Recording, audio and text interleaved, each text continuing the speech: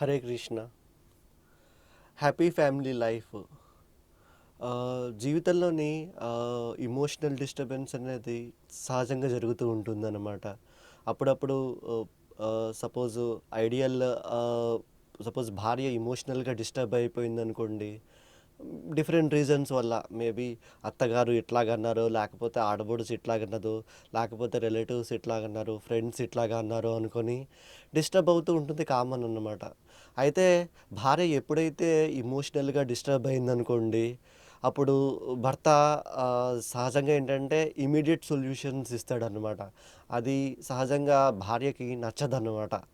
So అలాంటి అలాంటి సందర్భంలో ఏంటంటే మనం ఇప్పుడు ఫర్ సపోజ్ భార్య చాలా ఇమోషనల్ డిస్టర్బ్గా ఉందనుకోండి, అప్పుడు భర్త ఏంటంటే కాసేపు వెయిట్ చేయాలన్నమాట. తను కొద్దిగా కోలుకున్నాక, ఆ సిచ్యువేషన్ నుంచి బయటకు వచ్చాక అప్పుడు ఆమెకు సలహా కానీ, లేకపోతే సమ్ సజెషన్ కానీ ఇవ్వచ్చు అనమాట. లేదనుకోండి, షీ ఈజ్ వెరీ ఇరిటేటింగ్ అనమాట. చాలా ఇరిటేట్గా ఫీల్ అవుతుంది, అన్కంఫర్టబుల్గా ఫీల్ అవుతుంది. సో మచ్ యాంగ్జైటీలో ఉంటుంది. సో అలాంటి అప్పుడు ఏంటంటే భర్త తెలివిగా ఏంటంటే తను యొక్క ఇమోషన్స్ కొద్దిగా కంట్రోల్లో వచ్చే కొద్దిగా లెవెల్ తగ్గాక తనకి ఉపదేశాలు కానీ, లేకపోతే సొల్యూషన్స్ కానీ ఇవ్వడం జరగాలన్నమాట.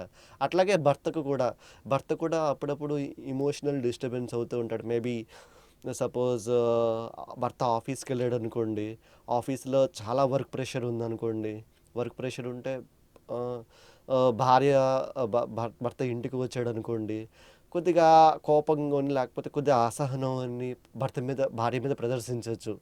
ఎందుకంటే తన బాస్ మీద ప్రదర్శించలేడు కాబట్టి.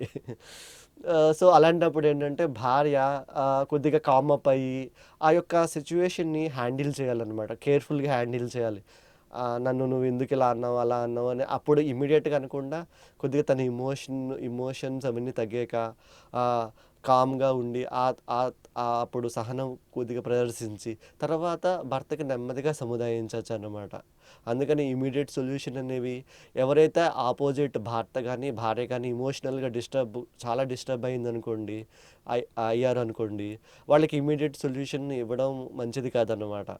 సో కొంత సేపు పోయాక, కొద్దిగా కామ్ అప్ అయ్యాక అప్పుడు తర్వాత నెమ్మదిగా పరస్పరం మాట్లాడుకోవచ్చు.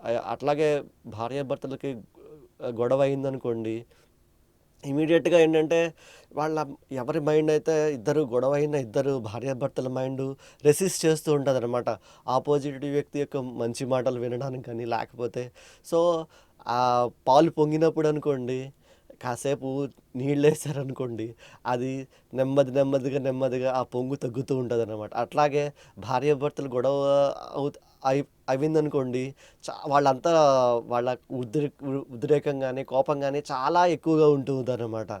అలాంటప్పుడు ఉన్నప్పుడు ఏంటంటే వెంటనే ఇమీడియట్గా మంచి మాటల ద్వారా, లేకపోతే ఆపోజిట్ వ్యక్తి సహనాన్ని ప్రదర్శించడనుకోండి, ఆటోమేటిక్గా నెమ్మదిగా తగ్గుతూ ఉంటుంది అనమాట, ఆపోజిట్ వ్యక్తి యొక్క కోపాన్ని, సహనాన్ని.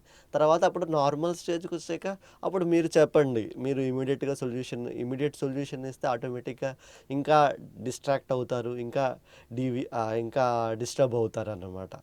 హరే కృష్ణ.